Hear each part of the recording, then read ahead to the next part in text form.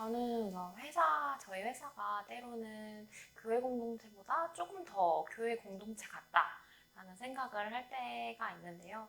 보통 지금의 한국 교회에서 이제 예배당이 건물이라고 생각하시는 분들도 많지만 저는 그렇게 생각하지 않습니다. 이제 사람 개개인이 다 교회라고 생각을 하고요. 그 사람들이 모인 것이 진짜 공동체라고 저는 생각을 하는데요. 그 안에서 개개인들이 모인 공동체로서 서로가 진짜 깊이 있는 대화 그런 것들이 과연 교회에서 이루어지고 있나라는 생각도 조금 드는 것 같아요. 저희 교회뿐만 아니라 모든 교회에서도 비슷한 문제일 것 같다라는 생각은 드는데요. 진짜 소통이 되려면 서로가 서로의 약점이나 허물도 오픈하고 솔직하게 얘기를 할 수 있어야 되는데 그렇지 못한 환경이 있다는 생각이 좀 많이 드는 것 같습니다. 저는 유연성의 측면에서 말씀드리고 싶은데요. 초대교회는 그야말로 트러블 메이커라고 부를 만큼 다양한 도전, 다양한 충돌도 있었던 것 같아요. 그 당시 생각해보면 세계적으로 가장 강했던 그 로마의 권위에도 도전하는 그 도전이나 새로운 변화에 뛰어드는 그런 믿음들이 있었던 것 같은데, 사실 지금 현대 교회는 아무 문제도 일으키지 않는 게 마치 미덕인 것처럼 좀 느껴지는 것 같아요. 그러다 보니까 해봤던 길, 안전하던 길을 안전한 길만 가다 보니까 이전과는 좀 다른 모습들을 좀 보여주고 있지 않나 이런 생각이 들고, 반대로 생각하면 진저티 프로젝트는 사실 저희는 매해 다른 프로젝트를 의식적으로 찾습니다. 다른 주제들을 의식적으로 찾는데 그게 그냥 단순히 재밌어서 쉬워서가 아니라 그것이 좀 어렵고 험난하더라도 이것이 사람을 살릴 수 있는 길이라면, 하나님이 기뻐하시는 길이라면 우리 하나님 믿고 한번 가보자 라는 그런 것들이 있는데, 사실 교회에서 필요한 것들이 좀 이런 것이 아닌가, 우리가 조금 어렵지만 같이 하나님 믿는 믿음으로 가보자 하는 그런 마음들이 좀 있으면 좋지 않을까, 또 그런 유연성이 좀 있으면 좋지 않을까, 그런 생각이 들었습니다. 앞으로의 세상은 더 다원화된 세상이 될 거라고 생각합니다.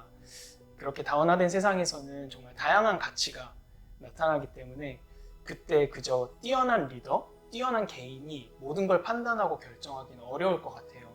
교회에서도 마찬가지일 텐데, 교회에서도 어떤 그냥 한 개인이 모든 것을 판단하고 가르치는 게 아니라 사실은 모든 성도들이, 교회 모든 구성원들이 함께 모여서 고민하고 이야기하는 그런 자리나 시간들이 필요할 텐데요.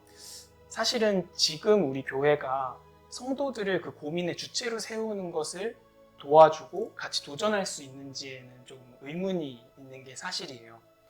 사실 사람이 몸집이 커지면 그걸 유지하기 위해서 더 많은 에너지가 들어가는 것처럼 지금 교회들은 사실 그런 성도들이 고민하게 하고 그런 새로운 도전을 하게 하고 이런 것보다는 지금 교회 몸집, 그 교회 내부에서 일어나는 일들을 처리하고 고민하느라 더 바쁘지 않나 하는 그런 아쉬운 생각이 있는데요.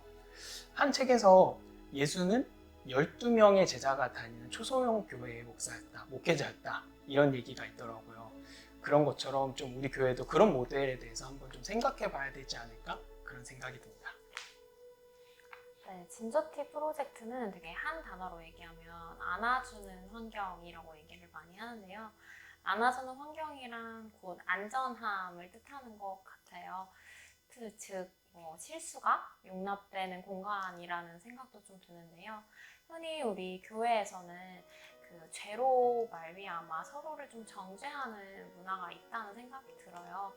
근데 진저티에서는 서로가 실수를 했을 때 그걸 보듬어주고 또 안아주기도 하고 어떻게 해결할지 함께 머리를 맞대기도 하고 또 기도를 하는 곳이기도 한데요.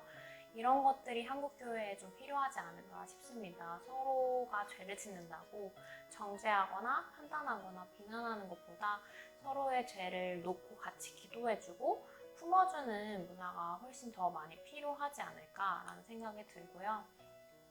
뿐만 아니라 좀 많은 청년들이 고등학교 때까지는 좀 섬김을 많이 받는 주체로 자랐다면 청년이 되고 나서는 교회에서 많이 이 섬김을 많이 하게 되는 것 같아요. 그러다 보니까 소진되는 경우도 덜어 있고 교회에서도 너무 당연하게 여기는 것들도 있는데요.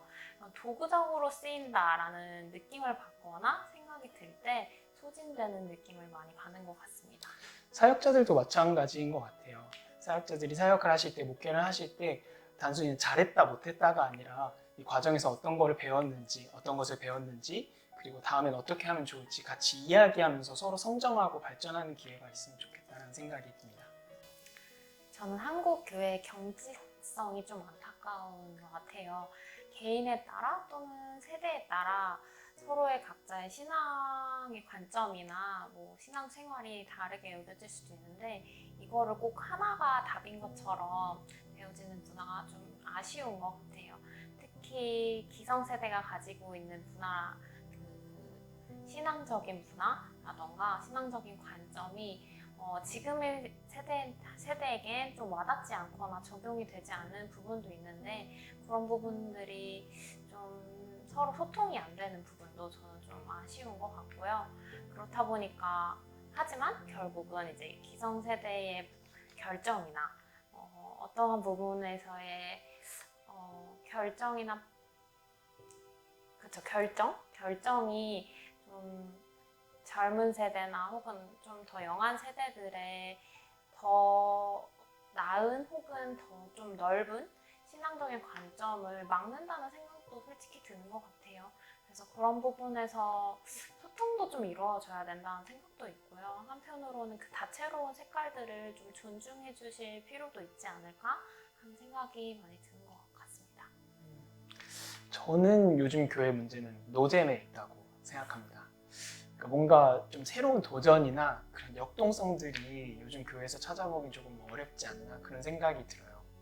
단순히 기술적으로 뭔가 재밌는 프로그램이 필요하다든지 어떤 다른 것이 필요하다는 게 아니라 교회 갔을 때 누구를 만날까? 그 사람이랑 어떤 이야기를 할까? 좀 이런 기대되고 좀 설레는 마음이 있었으면 좋겠는데 요즘 그런 것보다는 조금 뻔한 가면 뭐 할지 알 것 같은 이런 분위기가 좀 있지 않나 생각이 들어서 우리가 진짜 생동감 있는 만남, 진짜 교제, 정말 깊은 대화 이런 것들이 교회 안에 있으면 좋지 않을까 그런 생각이 듭니다. 결국은 솔직함도 굉장히 필요한 것 같다는 생각이 들어요. 그러니까 노잼이 되게 저는 어떤 부분에서는 안전한 거를 추구하려고 하는 그냥 지속성 이게 괜찮았으니까 이거 그대로 가 이런 부분도 있는데 그걸 떠나서 좀 솔직하게 서로 얘기할 수 있고 서로 뭔가 교제할 수 있고 어떤 부분에서는 일을 벌릴 수도 있는 그런 환경들이 좀 더 필요하지 않을까 하는 생각도 들었습니다. 그래도 지금 제 주변에는 되게 교회로서 열심히 살아보려고 하는 청년들 그리고 목회자분들이 굉장히 많이 계세요. 그리고 이런 분들을 되게 연결하고 또는 이 목소리들을 좀 널리 알리고자 하는 이제 교회와 내일 같은 분들도 계시고요. 그렇기 때문에 거기에 좀 희망이 있지 않나라는 생각이 들고요. 그리고 무엇보다도 이제 하나님이 계시니까 그 희망이 있다고 좀 확신할 수 있는 것 같습니다. 저는 사람들 마음속에 아직 교회에 대한 기대와 미련이 남아있다고 생각해요. 어떤 사람들은 교회가 당장 망한 것처럼 얘기하기도 하지만 저는 생각이 달라요. 교회에서 사람들과 만나고 이야기하다 보면 사람들 마음속에 정말 그 뜨거운 예배의 감격, 나의 회심의 순간, 하나님이 말씀으로 나를 만지셨던 그런 감격들이 정말 돌에 새겨진 말씀처럼 아직 남아있다는 걸 볼 수 있는데요.